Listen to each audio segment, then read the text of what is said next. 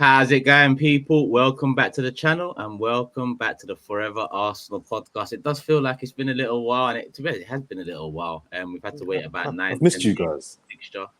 Yeah, it looks like you're missing us, mate. Yeah. Look at this guy.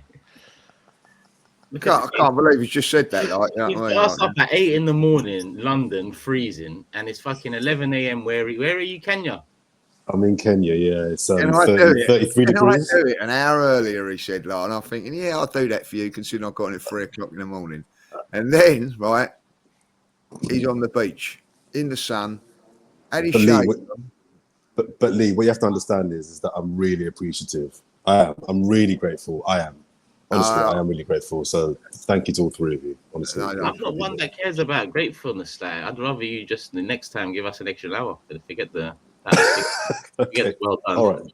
Deal. You lot have got the beach to get to. You lot are way too committed to this podcast, man. If I'm on holiday, I'm on holiday. I do not care about you three. I'm away. I'm living my life. That is it. But you guys are so keen. You're on holiday. You know, you're away with your partners. You're having a great time. It's like, yeah, I'll do the podcast. Yeah, but you're doing the tactical inside notes on holiday, like, you know what I mean, and things like that. I'm really not. Even you Graham, are a professional. You are. Even Graham, I'll ignore his messages if I'm away.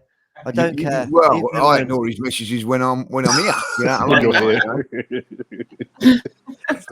mean? The reason I why know do that it, you're a James, professional, James. You really are. You really are a professional. I'm committed to this podcast, James. I mean, unlike I you, am I as love well. doing I love this it. pod, and Lee as well. Love You know, I enjoy doing it, and also I think it's important that people, the Arsenal fans in Africa, get to see them representing. I know you guys are off to Ghana soon, aren't you, to do some content out there?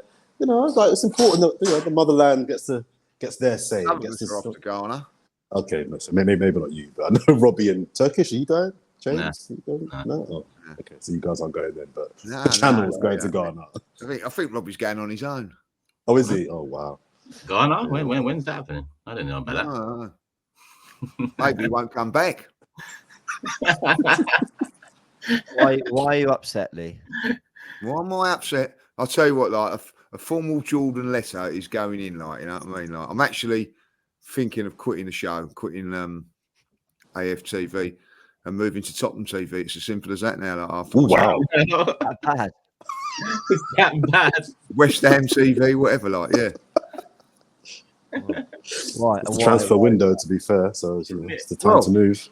I'm going to be really honest, like, you know what I mean? Like, I've realised he's a very, very selfish, horrible man. Like, you know? There he was yesterday, last night. Out comes Laura Woods, right, with her people all around her. Oh, Laura, how you doing, Laura, you all right? Friends. Yeah. Oh, talking to Laura, you know, I'm standing there. No, this is Lee. No introduction, like, you know, anything, like, you know. Then off she goes. I said, oh, thanks for the introduction. No. He went, oh, me and Laura go back a long way, like, you know what I mean? So I said, oh, fantastic. Thanks for the introduction. He goes, I didn't know you was there. I didn't know I was there. You know what I mean? Like, absolute. You know, if he weren't giving me a lift home yesterday, I'm being honest. I'm really, like, you know, I'm at my wit's end with him about it. Like, you know, when I've been with Kevin or things like that, and we meet someone famous, first thing he says, oh, this is my mate Lee, introduction. You know what I mean? Robbie, we go back a long way, me and Laura. Oh, I didn't know you was there. Didn't know you was there. we travelled 2-3 hours to the game, man. I didn't know you was there. Yeah. Unbelievable, isn't it? Like, you know what I mean? Oh, mate. Martin Keown walks past. Sorry, Lee, I didn't know you was there. Listen, Laura Woods aside and lack of introduction aside, we got 3 points, and that's the 3 points we needed to get before the big one, Liverpool, this Sunday. And we are going to obviously more than touching on the Liverpool game because it is a massive one now. But we've got a game to talk about against Forest, a game pretty much of two halves, I'd say. I'd say the first half was quiet, dull, lack of chances, you know, being created, but a lot of control, a lot of possession, a lot of opportunities to create chances, but no real cutting edge, something we've probably mentioned quite a few times this season. But second half seemed to open up a bit more. Forest make a few changes where I think they see an opportunity to take something more from the game than they might have initially wanted with some of the subs they made. But that opened the game up for us a bit more, and the rest is history. We went 2 goals up, and then a nervy ending, something we've also said a few times this season, with a poor goal to concede. Pretty much the same story as the first game against Forest, 2-0 up, poor goal conceded, and in the last 10 minutes or so, it's quite nervy. Lee, straight back to you, considering you were there. Talk to me, man. I mean, do you know what? People are going to go, oh, you're moaning and groaning up. So I'm not going to, like, because it was the most important thing was the result, to get the result. Before going up there, you took a poor performance as long as you got the result. And that was the main thing. But I'm going to tell you this, like, and one thing I will praise, the atmosphere before the game.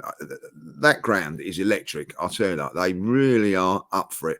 It is a sight to behold, you know, when they sing this song and the noise that they make for, you know, considering what's there, 30,000 there is incredible. And they're up for it. Within 10 minutes, I didn't know that they were there. We stifled it. I think that, to be fair, they stifled themselves, you know what I mean? If I'll be really honest with the way that they played.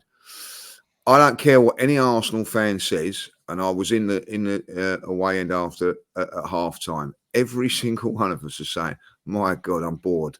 That was so boring. Now, it takes 2 teams to make a game of it, like, you know, and in Arsenal's defence, I say this in Arsenal's defence, it's very, very difficult when you go away from home and a team's got no ambition to win a game of football and all of it is on you, you know, I get. But I felt that it was slow, it was walking pace.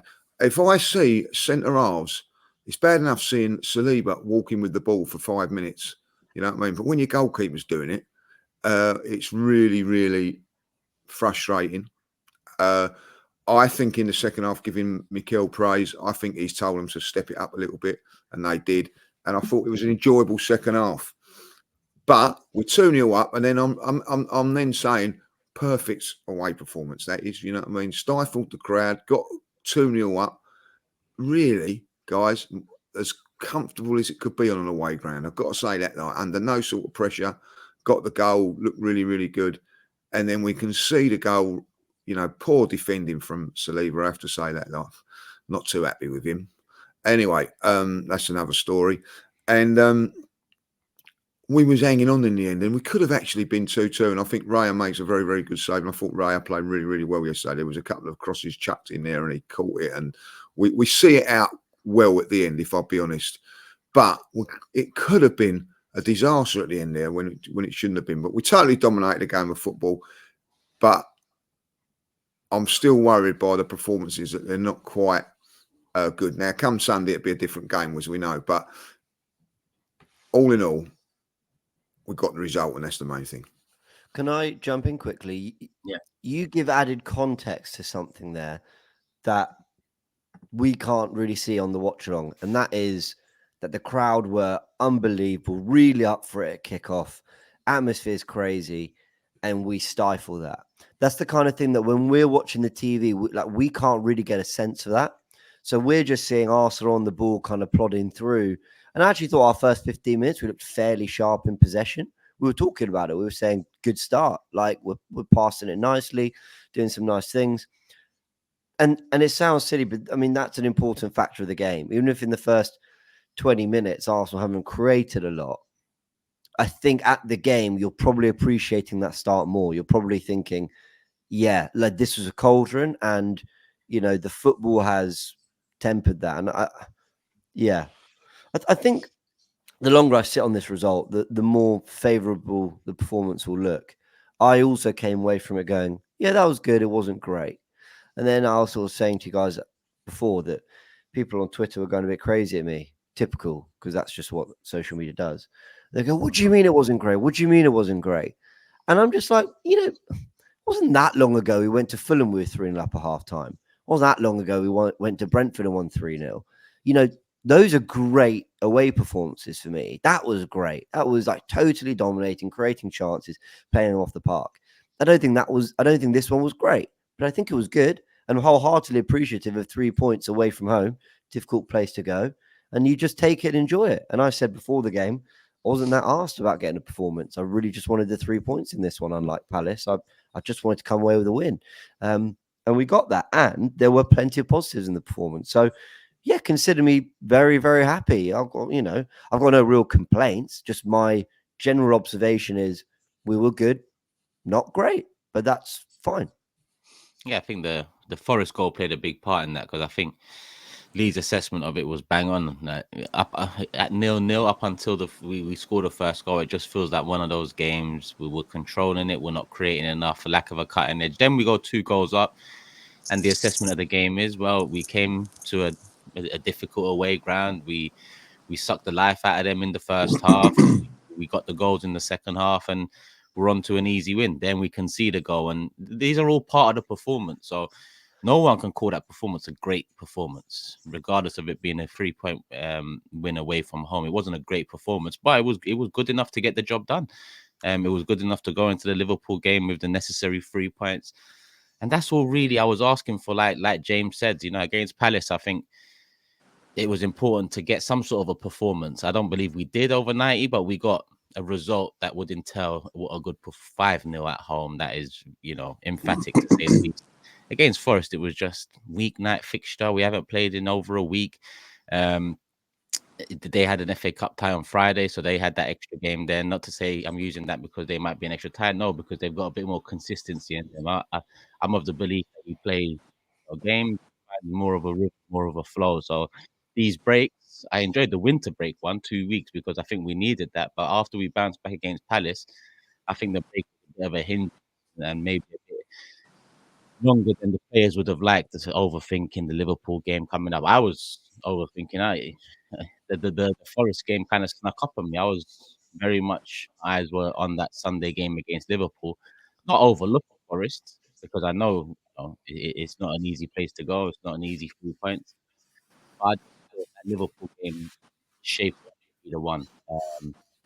We got the job done, and like James said, I think there's a bit of a disparity between people that went to the game, because I've seen a lot of, and maybe we talk about him now, Emile Smith-Rowe, from people that went to the game, and he looks so sharp.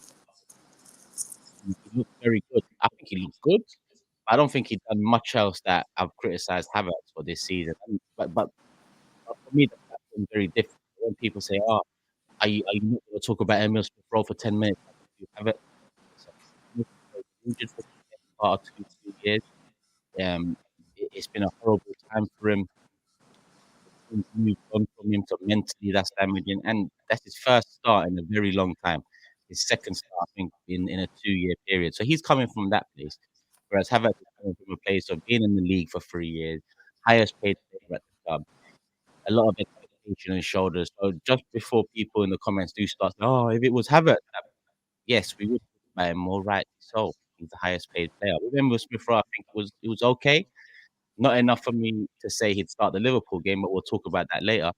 But yeah, what did Emile Smith-Rowe look like at first? Because everyone that went to the game, he was the first person they talked about. Sorry, can I jump in? I was going to just save this for behind the scenes chat, but I think your mic's cutting in and out. Yeah. I don't know if it's just me.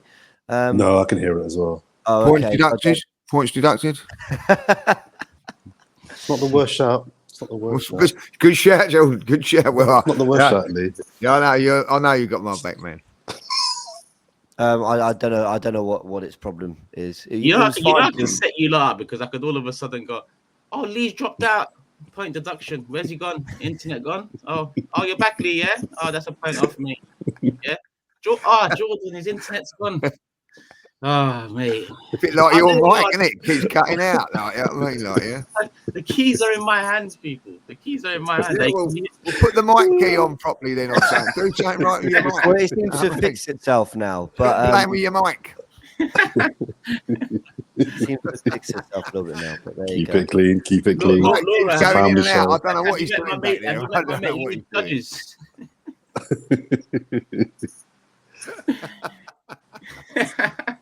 Go on, Lee. Emile Smith-Rowe, talk to me at the game. Was he one that stood out? We're not going to get him up. He's sitting out there, and we're not going to talk to Jordan like, you know what I mean? So, Nah, I'm trying to avoid him as much as possible. yeah. Just going on the Smith-Rowe one, I couldn't agree more with you. He done nothing different to what Kai Havertz done in a game when he's been playing. He done okay. He done okay. He missed a very, very good chance in the first half when he blasted over. I'm not saying he should have scored, but he should have got it on target. But at times, I didn't know he was playing. And I said it on my fan cam yesterday, and I'll say it now. I don't think it's the player. I think it's the way we play. Because I don't know, and this could something you could put on your tactical show, this, James. How many touches does Smith Rowe have to the touches that Odegaard gets? We seem to go through Odegaard so much more, and they're sort of playing in the same sort of role, if you look at it, where last season, Saka played a completely different role to what that was. So I don't know. It just seems that, for me, Odegaard was on the ball so many more times than Smith Rowe. And I think that it's the same when Havertz plays in there. We go through that route maybe too much at times, boys. I don't know. But he done okay. He done okay. Yeah, he done okay. You know, Flex is ringing. You know, when okay. That impression now. That's all I'm thinking about. He done okay. On, Jordan. He did. Jordan, enjoying yourself over there. First things first. 90 minutes or highlights? No. Well, in between, I got 75 minutes. In between. I got 75. What's the matter with this guy? In between what? Nah, what that means between 60 and I think 70, 75. What, you fell asleep? No, well, there's that, but my internet went out a little bit. So I missed 15 minutes of the game. So I saw most of it. The bits that matter. In between is when you've got the game on in the background, but you're not paying attention to it. And then the commentator gets a bit excited, so you look over to see what's happened. And then at the end, you're like, yeah, watch the game. No, I'm being honest. There were 10, 15 minutes in the second half that I missed a little bit. But all right. So I'm going to go positive first. So I just realised that's the 2 goals. Sorry? The minutes you said were the 2 goals. I know, but I've seen them since. I've seen the goals since. I have seen the goals. It's his fault. He stayed up and watched the game, like. And when we scored the goals, he's not watching. You know, it's unbelievable, isn't it? Like, you know what I mean? The come back. You've jumped back in and gone. Oh, it's just 2-0. For Christ, take me 2-0 up. And by the way, I was fuming.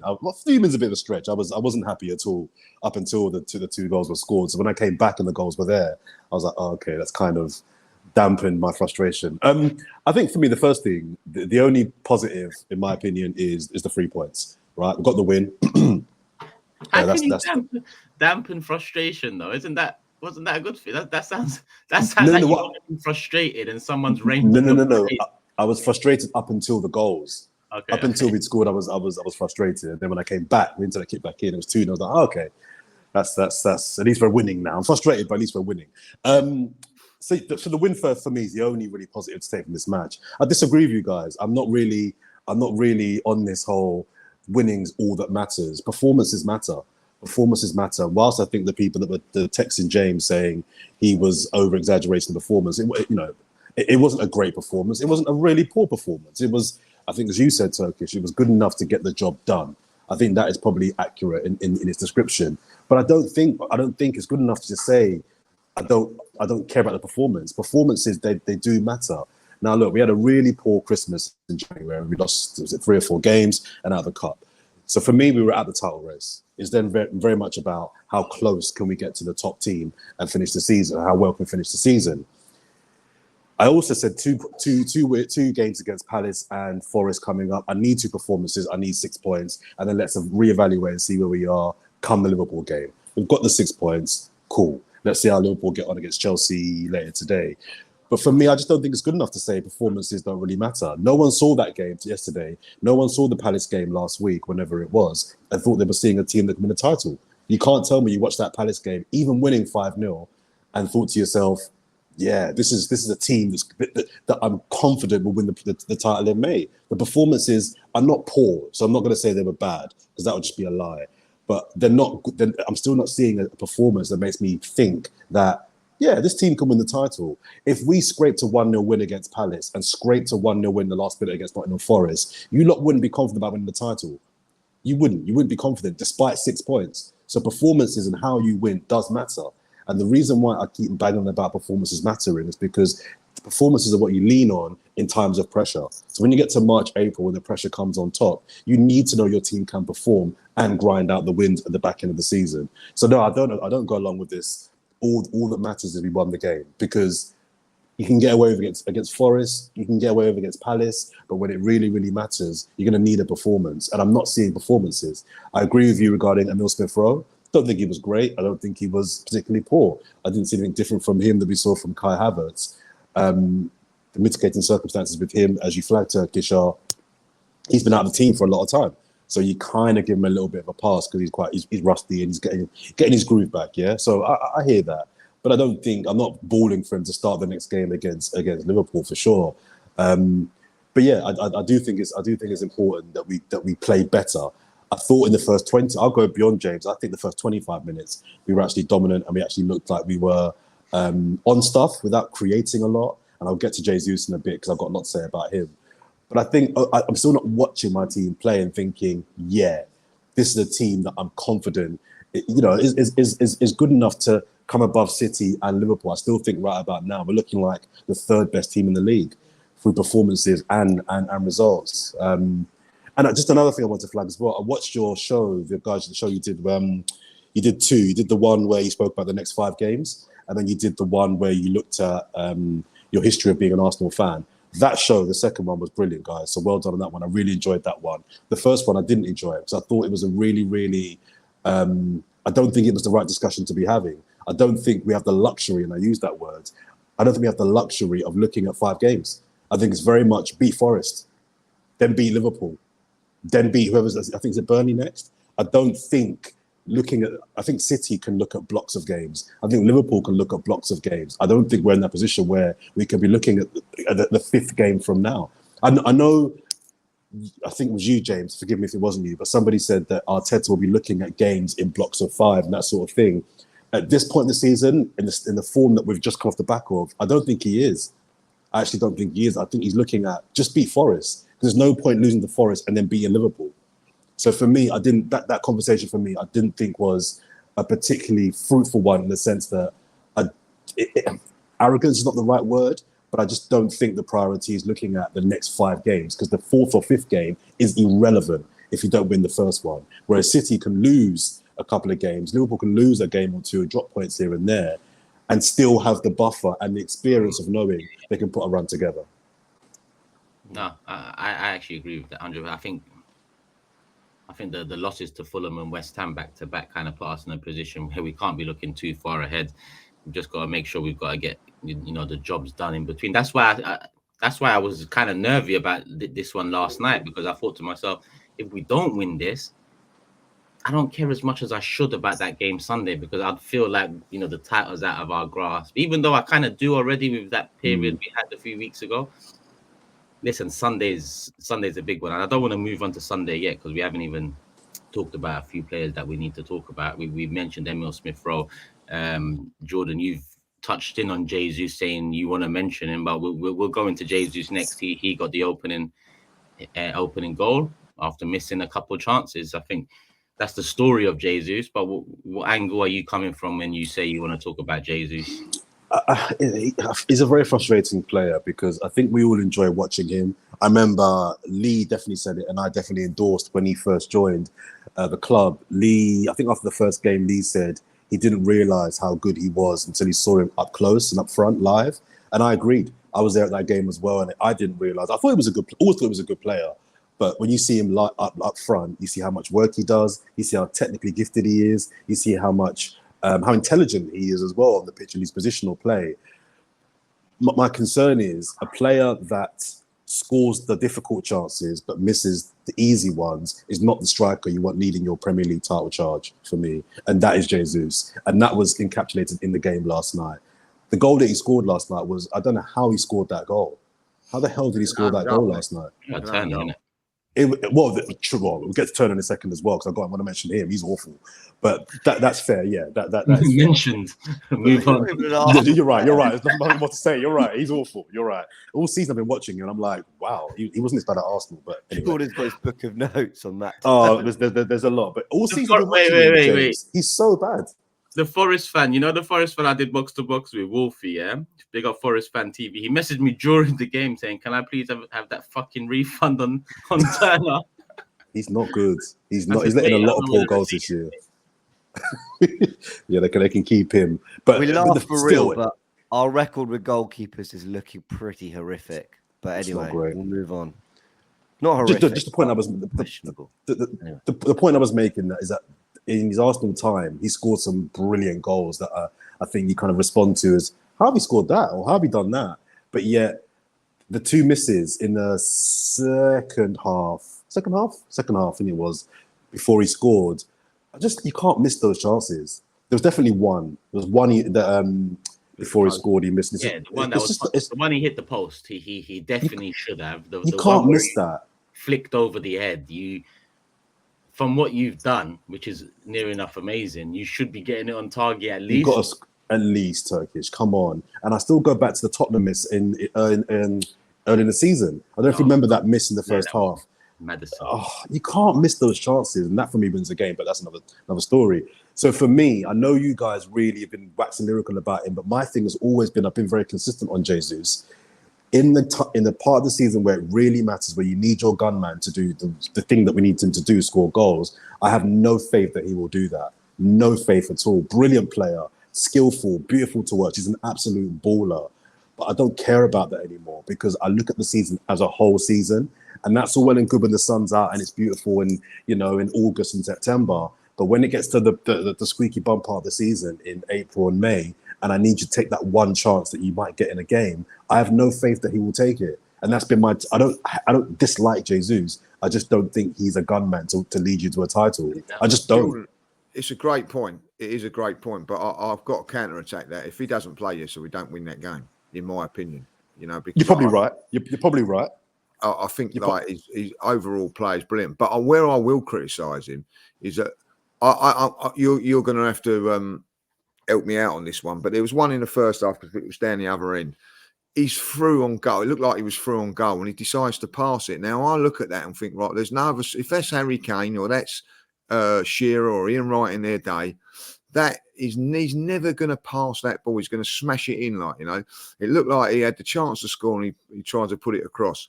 In the second half, there was a few times when the ball goes into the near post, into that danger zone, and I'm looking, where's Jesus? And he's out on the edge of the box looking to receive the ball.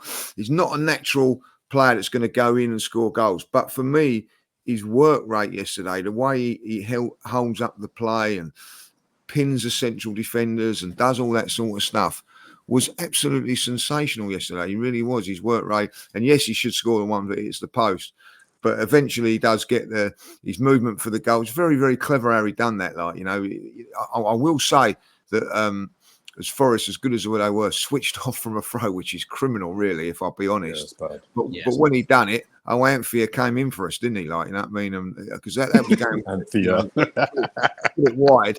And now Anthea said, go on. Oh, thanks for making Lee, our younger viewers won't understand that reference, but I see you. I got it. But look, listen, I'll go on what James is saying. Goalkeepers at Arsenal have been unbelievable, but the Forest fans will be furious in because up until that stage, he made a good save before that, by the way. But for me, going back to Jesus, it's a real difficult one what you do because you bring on Eddie, and I thought Eddie worked really, really well. He's more of a poacher, but he cannot do the things that Jesus does when we're holding the ball up and giving us a platform to beat teams. So it's a very, very difficult. I thought he was sensational yesterday, apart from maybe his chances and Jesus isn't a problem. Arteta's made Jesus a problem, in my opinion. Yeah. Reason being because Jesus, since we signed him, I think we're pretty much in agreement. No one expected a clinical striker coming in when Jesus came in. 45 million, a striker that's been a player that's been in a title-winning squads under Pep Guardiola, wants more of a chance, sees himself a bit of a striker, but we've from what we've seen of him, I think he's more a false nine if he's going to play that position than an out-and-out nine striker type. But the reason I say Arteta because Jesus has been part of title-winning squads. He's played key parts in title-winning squads for Man City. With a Jesus, you either need a winger that's going to bag 20, and that makes Jesus look better, or you need a backup that can come in when he is fucking about, and keeping him on his toes and pushing him. Now we have neither. That's why this season I'm most disappointed.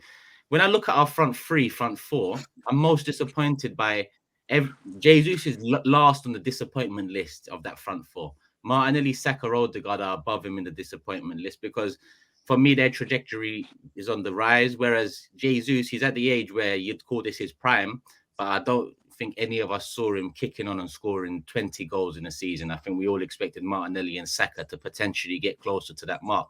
So he doesn't have the wingers that are going to make up for his lack of clinicalness in front of goal or lack of being in the box enough.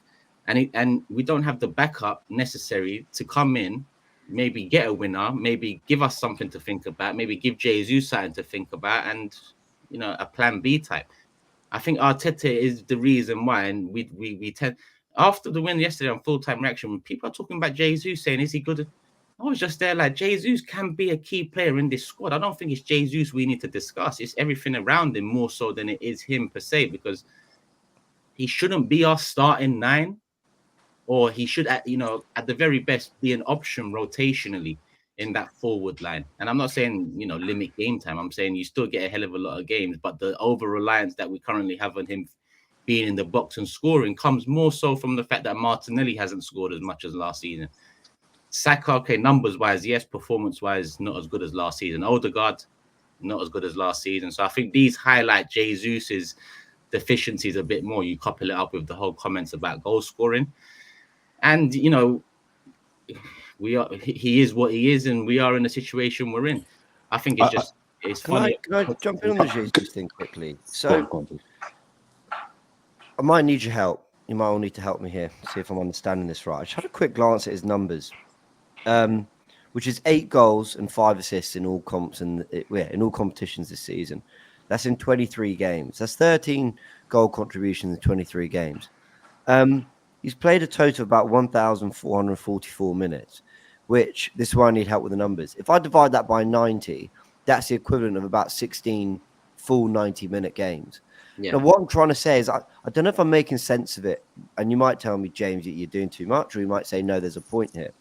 I guess what I'm trying to say is, for the fairly limited action he's actually had this season, it feels like we've had a lot of Jesus, but he's also had 3 injuries, but he's also not played that much football. Like something, even though it doesn't feel like he's been absent for that much of the season, it doesn't feel like he's played. I had a little look. Apart from missing 5 games in the league this season, which, to be fair, is less than I thought it would be, he's only completed, if I'm looking here, 490 minutes. There's a couple where he's got to 81, 78, 77. But generally, he's been in the starting 11 for 13 Premier League games. How many have we played? And he's played 17. So how many have we played? Is that 22, 23? 22. So he's been starting 11 for 13 out of 22. I guess what I'm trying to say is he's not putting up bad numbers for someone who's had 3 injuries, been in and out of the team, not started a lot of those games to sort of come on, been in and out a lot, pretty disrupted seasons, what I'm trying to say. And I guess I'll explore that a little bit more tactical insight. But I think my point is, I agree with you. I love Jesus. I think he's got a part to play. But I also think we have to recognize that if Jesus is going to be playing a lot of minutes, then you've got to know the goals are coming from elsewhere, and then you've got to have a system around him that gets the best out of him. Now, again, did he link up that much with our wingers yesterday? Not really, but he did when it got important, and that was the assist for the second goal. And I was really frustrated with the chance missed. But I tell you what, I do not care, because he more than made up for it by scoring, But later, I think he got away. But I think he got away. But I think Lee's right, guys, and that without him, we don't win that game yesterday. But like I said, I know we're analysing this particular game, but I like to also look at the kind of context of the season. I just don't see enough of those moments from him to justify, all right, this game you won us, but how many other games have we made no impact? I think the player, and I've not got his numbers to hand, so this could be a wild comparison to compare Jesus to someone like Jota at Liverpool. I reckon the amount of minutes played is probably somewhere near comparable, but I would put good money on his goal output and his goal contribution output being significantly higher than Jesus's. So I think you're being a little bit kind. I am. I'm just trying to say that, like, I don't expect that much in the way of output from Jesus anyway, which sounds crazy, right? Because this is our £45 million number 9. So I understand it's like. Well, this is the reason why I'm going to stop.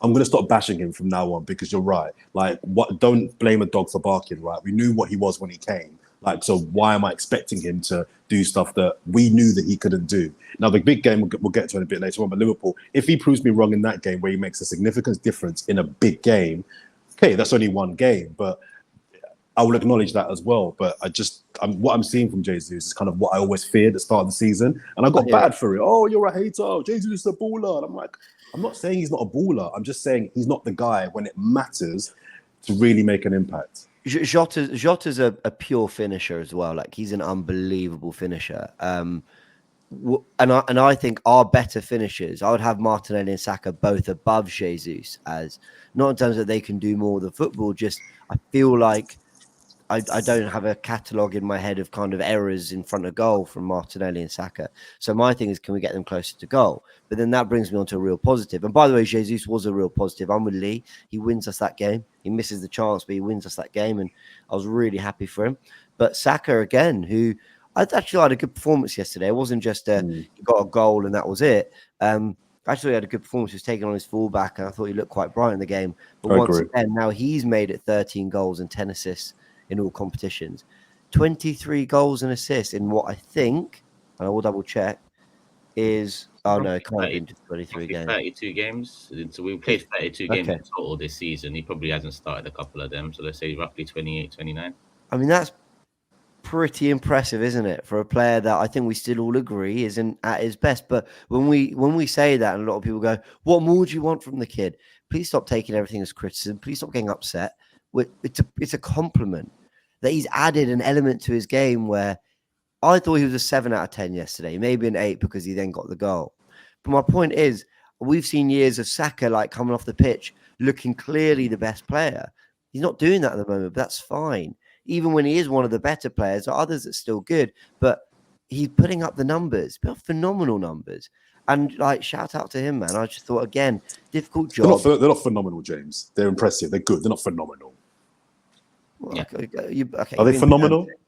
No. Well, no, not really. Phenomenal and very good are very different descriptions. 13 goals and 10 assists by the 31st of January. We're just over halfway. If he's looking at 20 goals, 18 assists by the end of the season, I think that's a really good season. Really good season.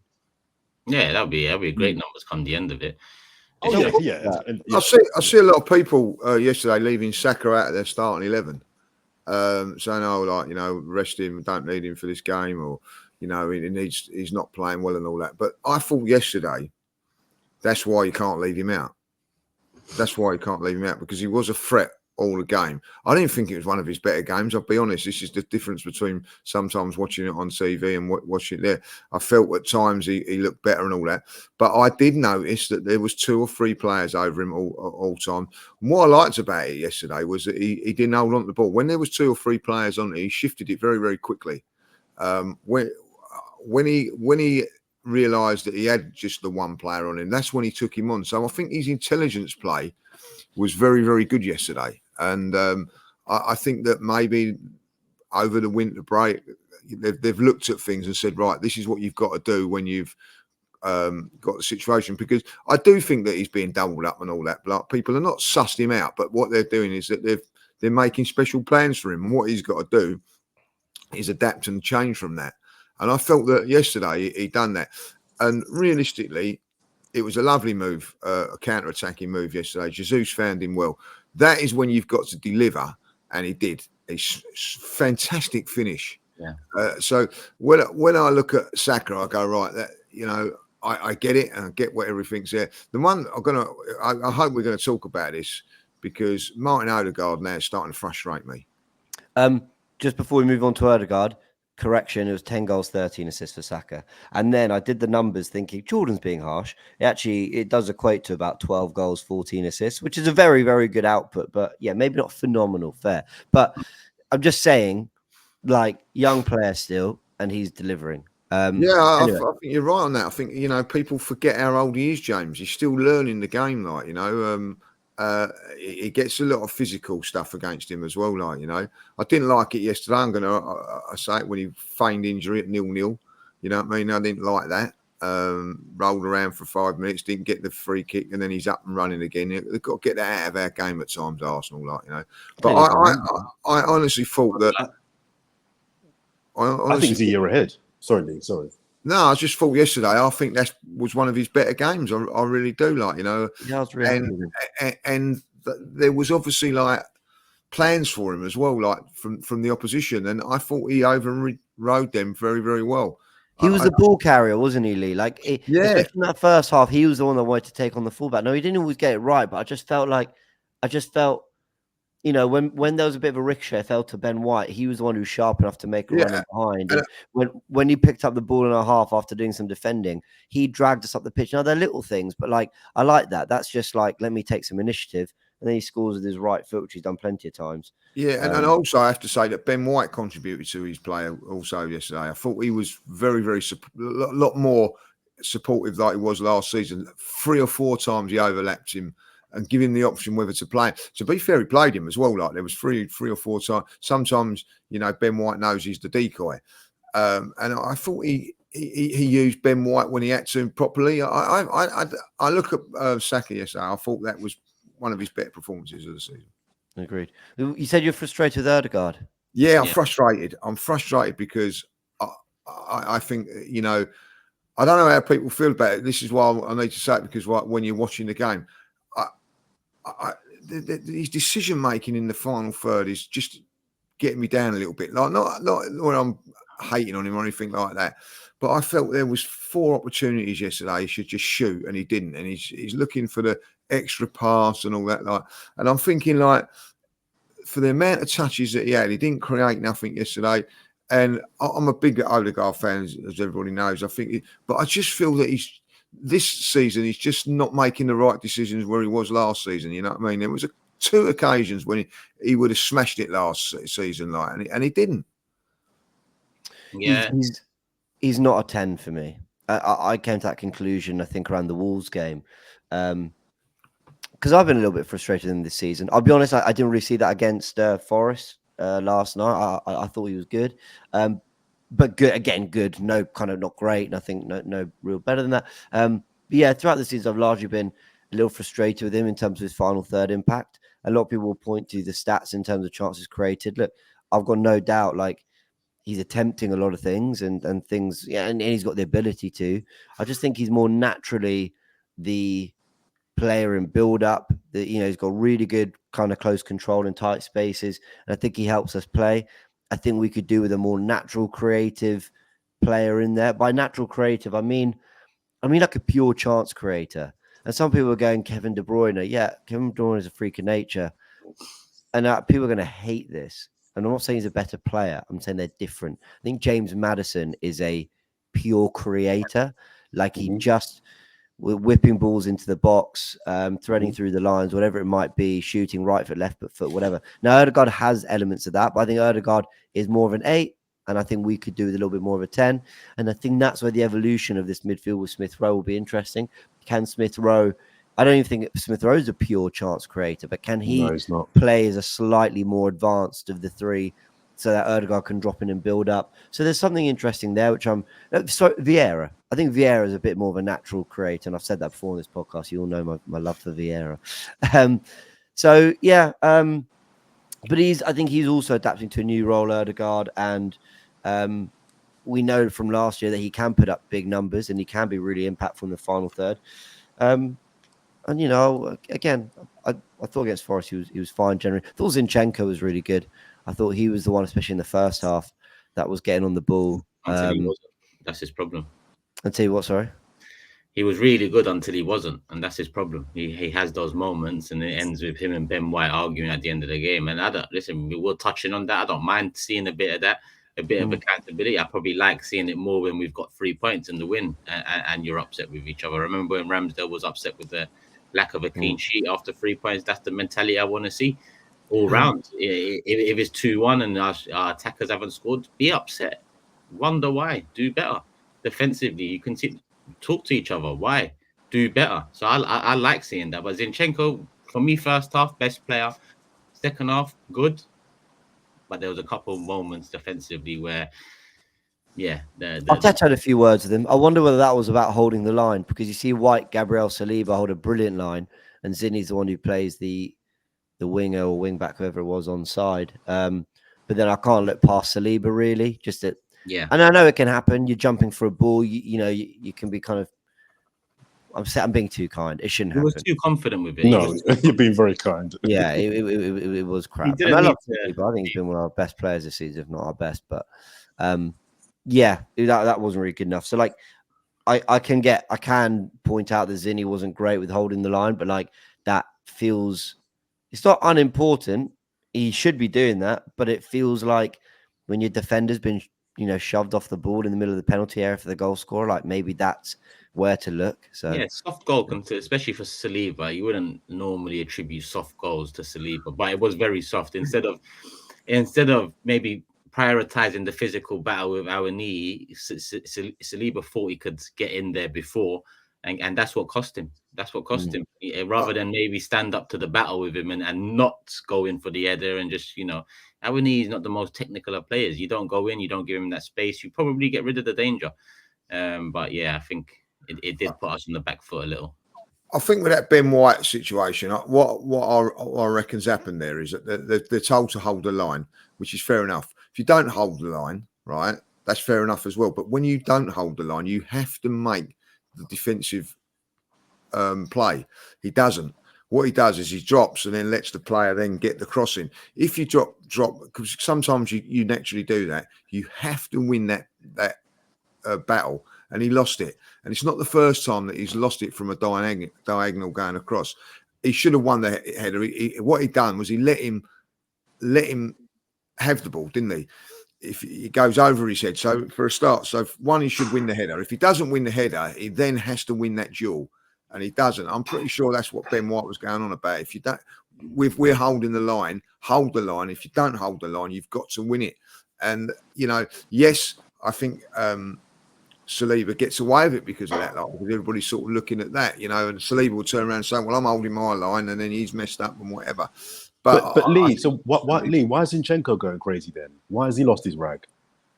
Well, mate, because he's probably looking at it and thinking, well, it's come across and we should defend it better. I don't know, which is probably right. I know why is he being blamed for it when really probably it was Saliba's fault? But it goes back further than that. Listen, I like that. At the end of the day, that they've made a mistake. He's made a couple like that, and I think like they're going, look, come on, Like you're better than that. I don't think there's anything to read into that. Also, I know as a defender, your first job's to defend, and I hear that, and Zinni should have held his line and all that, and cool. I do think though there'll be a part of Zinni that'll be going like. Because it's happened a few times now where a ball over the top has caught Zinni out this season. We saw it against Liverpool and Salah really punished him and whatever. But I do think also be a part of him going, guys, I was the only one playing in that first half. Like I was the one putting it in the box. I was the one threading it through the lines. I was the one trying to make things happen. And I'm not saying that's an excuse. You're a defender. Your first job's to defend. But he in the first half, I don't know. You're shaking your head, John. Is that because you disagree? He was the one making the first half. No. I agree with that, but I don't think that's a. I don't think you can say, "Look, guys, I was great in the first half, so I get excuse for my error in the second." I don't know if it works like that. Maybe if that's what help he's me thinking, out a bit, you know what I mean? And listen, it could have been. Yeah. If Saliba does his job properly, no one talks about Zinchenko. So he might be saying, "Look, just help me out a bit here. I've made the mistake. Then someone help me out." You know what I mean? Maybe that was what was said. I don't know. I think that's kind of what I'm implying. Almost it's like, all right, okay, a ball over the top did him. Fine, shock. We've seen that before. And I'm not saying that's good enough. I'm just saying more like if Zinchenko's in line, then the winger maybe holds his line and the ball's played anyway. Like I guess what I'm saying is it kind of really comes. He's frustrated because the abiding memory of Zinchenko will be that rather than the 45 minutes in the first half. Summed up.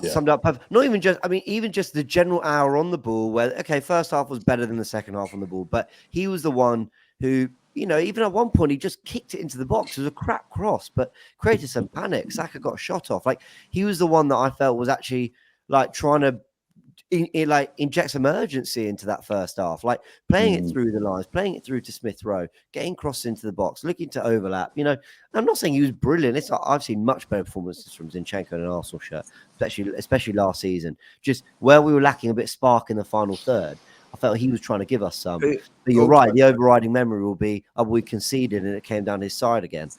Also in the first half, James, I don't know if you remember it, they hit us on the counter-attack and it was him the one that made the challenge and defended really, really well. Yeah. So I agree. I think it's frustration because like the overriding thing is everybody's going to be looking at Zinchenko. And to be fair, he's right, because I think everybody's sort of saying what I've been making out of it, like, well, if Zinchenko had held his line, if Zinchenko wouldn't let the cross in, Saliba wouldn't make the mistake. You know what I mean? Like, and sort of letting Saliba off it a little bit, like, But when really, he needs to do better. Should have helped him out. He should have helped him out. I love that. We've just spent 10 minutes going back and forth about who's at fault, why Zinchenko was frustrated, and Turkish just comes in and says, "Nah, he's at fault. Let's move on." It's been a good discussion. Just not having it. No, but it's not wasting my time. It was Bring me Timber, man. Timber, where are you, brother? Where are you, man? No. Listen, Zinchenko played well. It's just that why are we using Zinchenko like he's Xavi or Pirlo? Like everything is going through him. Like fucking hell, everything is going through him, and it's just like, what's going on here? And don't get twisted, he's a good passer of the ball, but I feel like when teams see that everything's going through him, it's very easy to even nullify the ball into the final third. I think we need Partey back there, maybe add another presence there. So when Zinchenko does float in, then there's a couple man that can do the same thing. And then it might cause some, disarray with the opposition. But right now, just every reset was to Zinni. And then it'll be back to Gabriel Saliba, back to Zinni, Martinelli, Zinni, Declan Rice, Zinni, long ball Saka, Rice, Zinni. It just always ended up with Zinni. And I'm thinking, bruv, just sit back. Like, what's the next step? Because everything. But listen, we won the game. The goal we conceded didn't cost us. I don't think Zinni is at fault for it. Yeah, he didn't hold his line, but it wasn't one of those ones. I definitely put it more on Saliba, and it didn't cost us. We got the 3 points, and we move on. Deserved as well, 3 points. Yeah, we moved back to Emirates big Sunday. Big up to Trossard as well. I thought he was fantastic when he came on. Oh, what a cameo! What a cameo that was, by the way. That is what you want a substitute to do. Yeah. Fantastic. Did you not see Havertz run to the corner and try to keep the ball?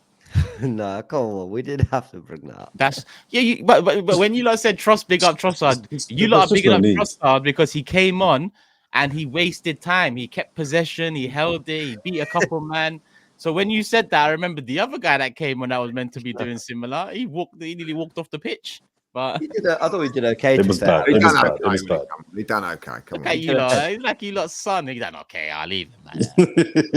No, Trossard though, it was the technique he showed in tight areas. It wasn't just him. Brilliant. It was. He didn't just run to the corner flag and then just hold his body out like that. Like he was running at people and then went, "Oh, all right. I just need to throw a couple step overs, turn back inside." And asked, he had 4 men around him when he done that. 4 men were around him. Really good stuff. And kept the ball and stifled him in the last. I thought his contribution was very, very important yesterday. Very, very important. Good on him. So Sunday, Liverpool, big one.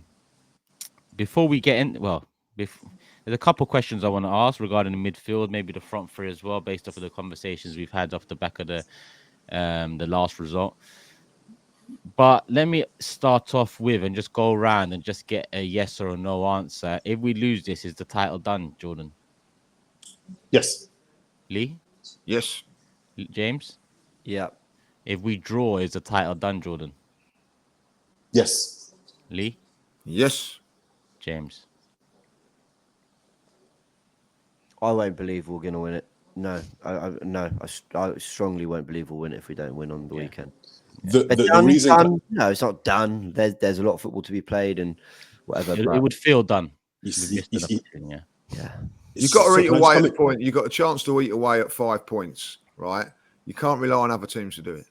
And You that's gotta my do it point. yourself. The reason why I think a draw is terminal as well is because if we can't beat Liverpool at home, who else is? Yeah. Who else? They've lost And- one game this year, and even that game was a scandal. So the reason is draw. Okay, you can kind of, the perception would be the gap is not that big. We're in the race still, but really you're looking at then 3-4 teams to beat/take points of Liverpool. Who's going to do that?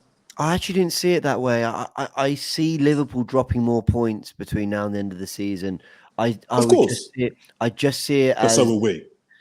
for sure. But I still I think that 5 points we can claw away at it. It's more that it will be an opportunity missed. But add to that City just have such a lovely run. I know you weren't impressed by our video, Jordan, but looking at City's 5, no, tongue in cheek. But looking at City's next 5/6, really, Yeah, it's all. lovely. It's a breeze, and I So They're do not you think it's dropping over points, then? are they? Sorry. They're not So you dropping do points. think? Yeah. So therefore you do think if we draw, it's over. Forget Yeah. Liverpool. Basically, yeah. No, I said I will. It's not officially over. If we draw and then City win, I think what's that, a potential 5-point gap on us if they win their game in hand. Look, it's all recoverable. It's not the end of the season. It's not the end of the world. But if we are 5 points off top going into April, I would still say we're in a fight. But No, of course, of course. But yeah, I would feel like too many opportunities were missed at that point. And I think City will pick up momentum. That's why I am looking at it as a block of 5, because I think we need to have put this run together just to at least keep up with City. The 3 reasons why I think it's a win or it's done, and even if you win the game, I'm still not totally convinced, but we won't be out the race. I think we kind of give ourselves a chance. The 3 reasons are, first of all, at no point in this season have Arsenal put together any kind of consistent a consistent run of wins. I don't know what our longest winning run is this season, but I hazard a guess it's not a long run. I think it's 3 games. 3 games. There you go. I think it is 3. We're talking about 2 teams here. Have a quick check, please, with James. But we're talking about 2 teams here who can rack up 10 to 12 easily, and we can't put 4 together. That's the first reason. 4. We did 4. We did Burnley 3-1, 4. Brentford 1-0, Wolves 2-1, Luton 4-3, and that was it. Yeah. So otherwise we've only hit a run of. There was that, but that's the only time we've hit more than a run of 2 wins in a row. 2 wins draw, 2 wins draw, 2 wins draw, 1 win defeat, 4 wins defeat, 1 win draw, defeat, 2 wins. So we can't even win 4 games in a row. And to claw back 5 points, I agree with James that City and Liverpool for sure will drop points, but we have to then go on a crazy run, and we've shown no evidence of that. The second reason is what James just said. The other 2 teams we know have it in their locker to put together, forget even 10 to 15 wins in a row, 7 or 8. 7 or 8 wins, They can do that. We can't do that. And then the third reason is my earlier point. Performances, I'm just the eye test. I'm looking at my team play, and I just don't look at my team and think, yeah, that's a team that I think when it really matters can put a performance together when it gets sticky and win those big games. Those are the 3 reasons for me. Even if we win on Sunday, I'm still not overly convinced, but you've dented Liverpool to a degree. So I won't say we're back in the mix, if you like.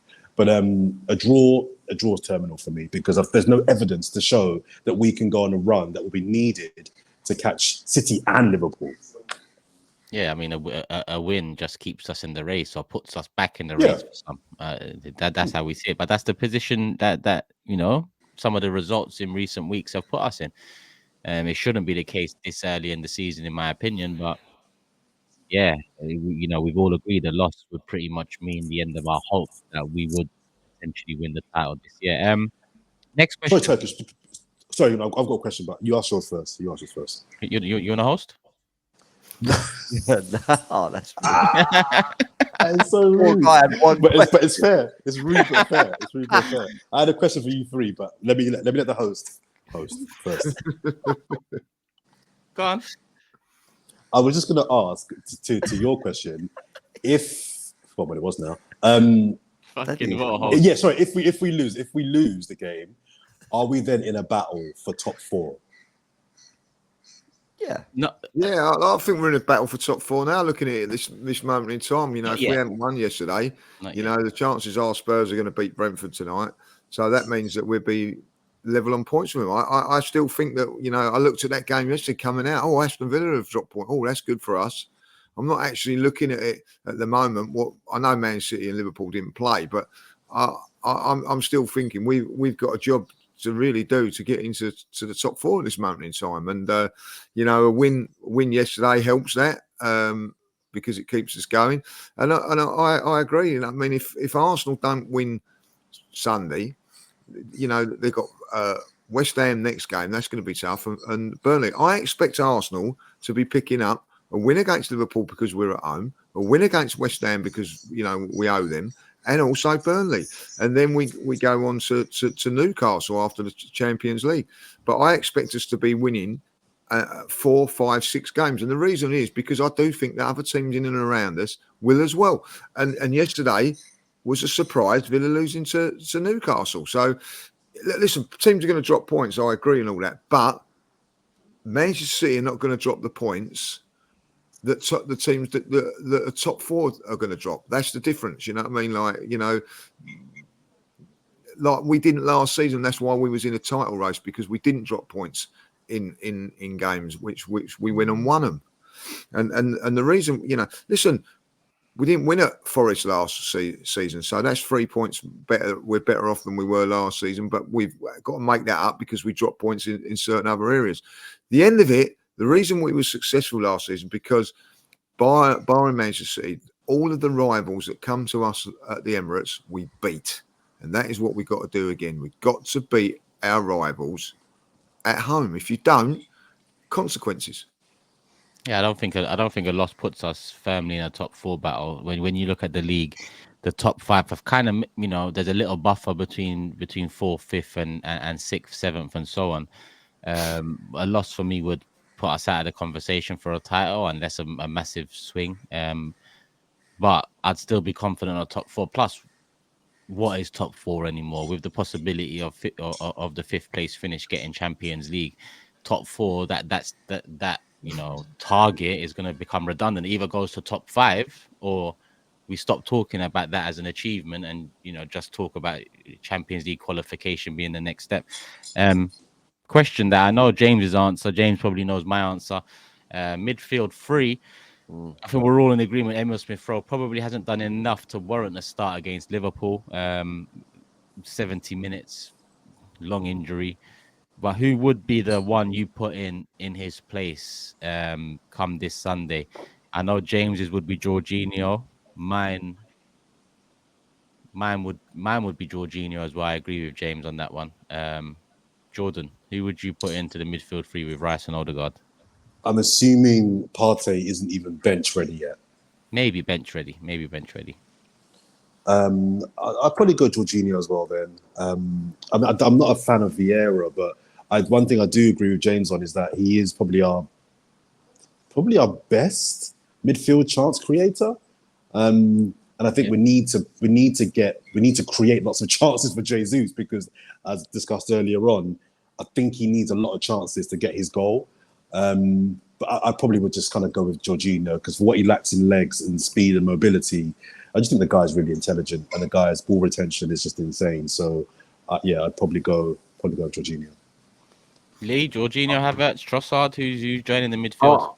I think he'll go with Havertz this one. I think he'll swap Havertz and Smith-Rowe for this game. But I'm with you guys. I'll play Jorginho in this game, because the big game, City at home, he's played in, and Newcastle away, he's played in. I think he's done okay when he's played for the majority of the games he's gone on. For me, I just think it gives us a little bit more control in midfield. I think that if we are to win this game, I know you're going about chances, we've got to dominate in midfield, get and stifle them. The way to do that is keep the ball, and I think Jorginho is probably the best one for it. Yeah, pretty much. I've got a quick question for you guys as well. Considering we all agree that if we lose this game, the title's done. If we draw it, probably done. Going back to Partey, if Partey is 70% fit, would you risk it? That's a For this great game? question. No. No, I think he'll come on like he did against Man City. I think he's been left for this game, if I'll be honest. Give him a little bit more extra fitness in his legs and whatever. But I think like against Man City, I know Martinelli scored the goal, but in that last 15 minutes when the game was being a little bit stretched, he got us over the line when he came on. And I think that's what they'll be looking to do on Sunday. I guess what I'm really asking is a 75% Partey better than 100% all the others? Potentially, but I think we haven't seen Partey in so long that it's been a while. God knows how he returns. I'm just glad that it's not us. Remember last year when it came up to that City game in February, and then on the day we find that Partey is not available, and it was a hammer blow. I think we've come a long way in a sense where a year later his importance is not as significant as it was a year ago, and we are comfortable still predicting a win potentially against Liverpool without him. I think a year ago, 2 years ago, we wouldn't be doing anything similar to that. So it's time to start thinking. When people ask me about Partey now, it's like I remember we've got him. I've got no reliance on him for the rest of the season. If he returns, if he stays fit, great. You know that could push us over the line. But I've got no hope that he will be available for the last 16 games.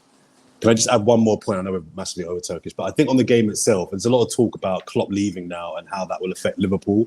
And the consensus that I'm hearing tends to be this will spur them on. You know, they're going to want to see him off, win all 4 cups. It's going to, give them a battery in their pack to kick on. I think if we can win this game, I'm not convinced by that. I think actually the timing of this announcement could prove to be a negative. It could go one way or the other. It really could. So, and I think if we win, I think we could maybe contribute to a vibe of, actually, was the announcement and the timing of it a good idea? So that makes it for me. We could dent the vibe, the feeling, the atmosphere by beating Crash them. the parade. We could. Yeah. I mean, that's a bit of a stretch, but will. we could. And just final point on their front three. We know that Jota is one of my favourite. I think Jota is like top 3 finisher in the league. I think, and he's got record against Arsenal is really good. Yeah. I think we have to have a plan for him. And Nunes, who I don't rate at all, it's kind of mugging me off now because his stats are really, really good. His stats are really impressive. Yeah. So my disliking of him is quite irrational. I'll admit that. But we just need to have a plan for those guys. It is. I don't know why I don't like him because the fact I love the way he said it. I just don't rate him yet. When you look at his numbers are really good. We need a plan, and I'm assuming Salah's still going to be out for this game, so that's obviously a big benefit for us. Let's capitalize on that and make sure that we can get the job done. Have a plan for their attack. Trent, I think, will be back. Well, that's my point is, let's have a plan. I need us to have a plan for these players, and defensively as well. No cheap goals. Too many cheap goals. Not Forest being a point in case. Yeah, and if I can add a couple of quick preview thoughts, and I'll say it in bullet points. If Havertz starts, I wouldn't be surprised if Trossard starts too. I feel like he's starting to just prefer the two of them together, especially if Trent's just come back from injury. I can see him wanting to use Martinelli as a wild card later in the game. Other thought is on whether it spurs Liverpool on to the end of the season. That was what I said in my kind of reaction to it all. I do wonder though. This whole could it go the other way? I think it could do both. I think Liverpool could be kind of really pumped and motivated for almost the upcoming month or two, dare I say. But then 4 months off that adrenaline of Klopp leaving, like eventually the dust will settle a little bit. We'll all internalise that Klopp is leaving, and don't underestimate what uncertainty can do. So I don't know if we'll see it in this game, but I do think maybe throughout the season we might not see Liverpool kind of constantly on that, but maybe we will because they are a club very fueled by energy and do great things off that. So you never know. I think we are capable, and this might be crazy and people might laugh at me because, Arsenal will inevitably disappoint when I make these kind of predictions. I can see Arsenal having a big performance in this. I really think we'll look back on the 3 games we've had against them and gone, well, hold on, we dealt with that Anfield well, had some iffy moments in that game, but largely could be pretty proud of the performance. We really should have scored goals in that FA Cup tie. Okay, they pulled themselves back into it. But my word, did we have chances. I really hope we come out and Just really stick it on him. Don't ease your way into it. Don't kind of settle, and the crowd will be up for it. They will be. This is a big opportunity, and I think this is our opportunity to make a statement in the league a little bit. And I think we can do that. I think we can get a handful of goals in this game. Do you know who our most important player is? Sorry, sir, because our most important player for me on Sunday is David Raya, because we will create chances. We will. I need a big game from David Raya. We've all said this year he's not won us a game, and I think we all know what we mean when we say win us a game. He's not won us a game this season, in my opinion. I need him to be a 10 out of 10, because I think offensively, I think we will be okay. Whether we score or not, I don't know, but we'll create chances. I just need no nonsense from him at the other end. I need him to really win us this game and get a clean sheet. Sorry. Same reasons. I'd say striker is under most pressure. Whoever starts, if you look at the last one when Havertz started, I think based on the chances he was a part of, if he had a great game, we would have won that game. So I think we're going to create chances, and whoever's leading the line, obviously with the support of the three behind, we need a big game. We need a big game. Turkish, we've got to record the whole podcast again, mate. Why? Because I didn't have the You idiot. I didn't have the salt lamp on. I just noticed. Don't worry, save that for James Gooniverse, man. Keep that for your channel. No, I hear it, but I mean, the lights off for AFTV. The lights are on your channel. Go subscribe, people. That's the tagline. There you go. Yeah, but come on, it's ruined the podcast now. Yeah, as it's mate, you know, people are watching it going, "There's something missing," and I could hear you thinking. But Lee was thinking it the whole way through. Yeah. I was, but I didn't want to say nothing, like, you know. No, apologies to that, everyone. Apologies. That's all right. Bring it into tactical and put it on the side for today's show. Just make up for it. Just drag a salt lamp into work today. Fun. All right, cool. Prediction table time, because we're gonna move into predictions. Jordan's dipped off for a little bit, but here is the table. James, still listen. Saliba let me down. No one got a correct score. Jordan didn't get a point. Look at James smiling. Lee was a few minutes away from a correct score, so the table is as stands. James 25 points. I'm on 23 points. Lee's on 20, and Jordan is on 18. We've got to think about a forfeit for the person finishing last, because Jordan just seems too comfortable being at the bottom of the table at the moment. You right, James? Well, I'm just trying to, you know. Now it's only your salt lamp in the picture, so you're good, man. You're making up for it. I'm 5 points clear, and I'm delighted. I said I'm 5 points clear, and I'm delighted. Jordan, are you there? Yeah, not with you. I'm just sorry. Lee, it's all I care about. Sorry, guys. Sorry, I'm here. Yo, I just want to update you. You're bottom of the table. Yeah. You're 2 points adrift, and there's a forfeit for the person finishing last. I know. Great. I know. Have you guys given your prediction?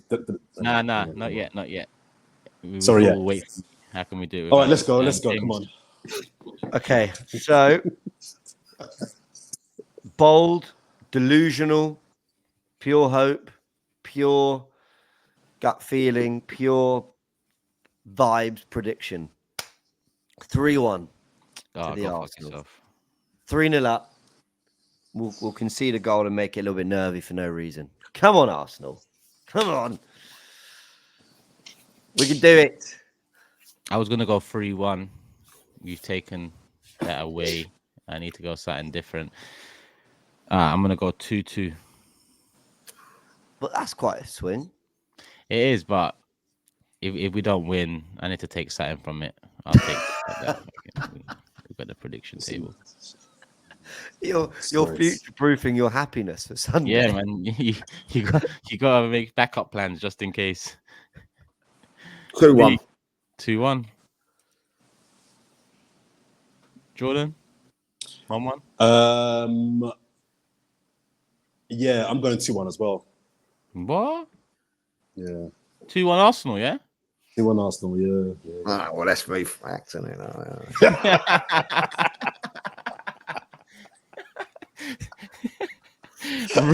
Ruined Lee's hopes this Sunday.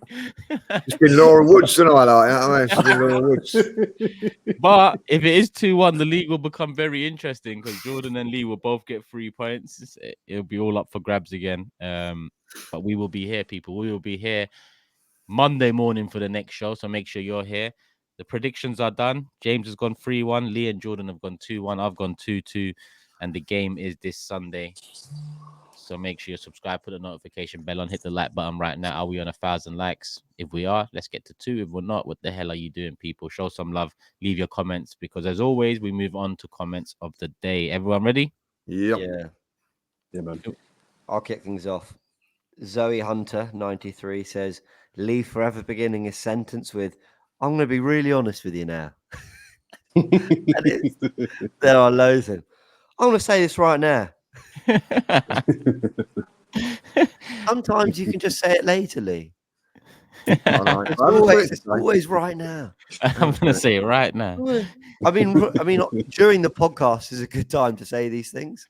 So but I mean, it's always a good and Lee is making a point. You really you lock in attention when Lee goes, shut the fuck up. I'm going to say this right now. You're like, okay, right. He was okay. He was okay. Who's up next? Lee, you ready? Jordan, Perth Schooner or something. I can't see that really. Would love to see the 4 of you doing a 9 or 18 hole football golf day. Winner gets 4 points, right down to the last one who gets 1 point for the prediction table. It would make great viewing. I need a way to get me points up. I must admit, and that would be one of them because I've seen you.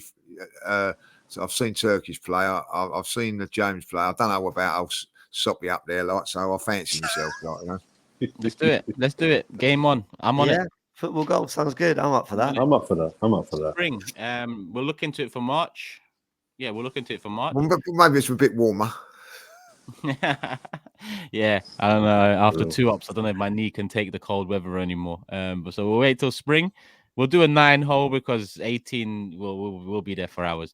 So we'll do a 9 now. And I know of one in Barnet. If we don't do that one, we'll use another one anyway. We'll get that sorted and we'll give Lee a chance to make up the points. Thank you, much appreciated.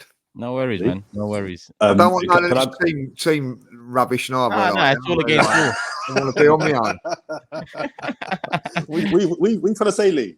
We trying to say? I just, you know what I mean? Like you're like a lead balloon. You're a fucking letdown. Listen, let me go next. My one was, by the way, the comments this week were rubbish. They weren't good this week, so up your game, please. No, I'm just being honest. They weren't good. I read through all of them. I was like, really?